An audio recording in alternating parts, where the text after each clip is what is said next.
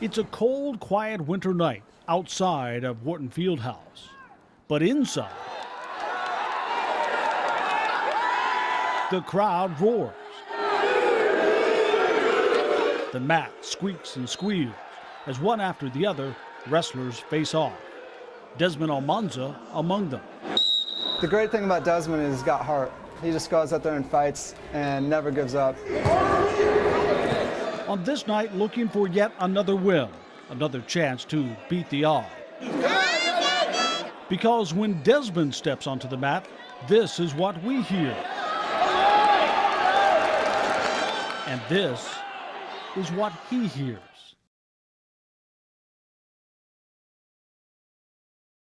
It's been this way since he was 3 years old. I was sitting in the back seat with my mother, my little brother.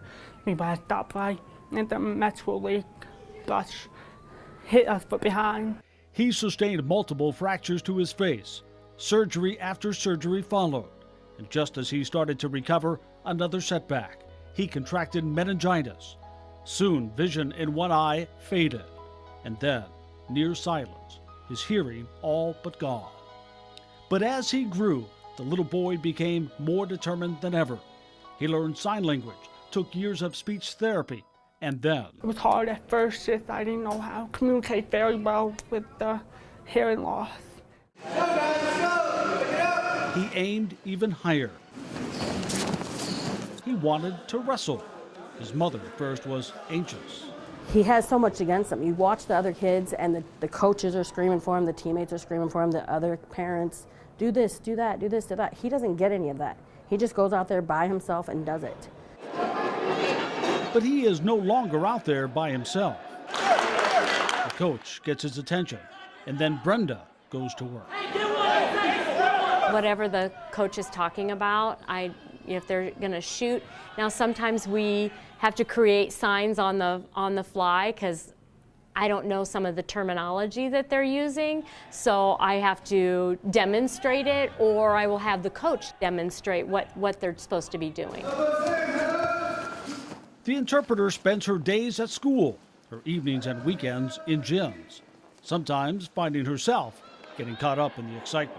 Get him to look over here. He needs to run to the head. I am yelling like a crazy person. He's always like, calm down, calm down. At first, some competitors shied away, not wanting to compete against someone with a disability. There you go, there you go. I guess they weren't comfortable wrestling with that bullshit. They probably didn't like it very much. Don't let him up, don't let him up. But that would pass as Desmond piled up win after win. Yeah. Some of them would say that I probably wouldn't be able to do it, but I guess some of them still prove them wrong.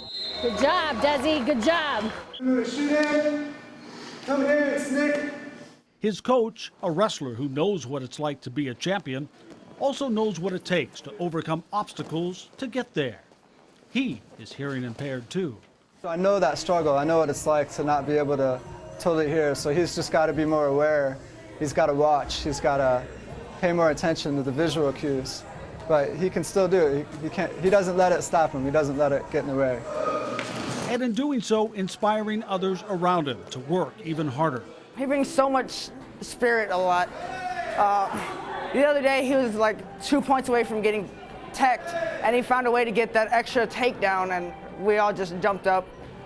We loved it. Come on, good shot! Proving that what some call disability can be overcome through hard work and determination.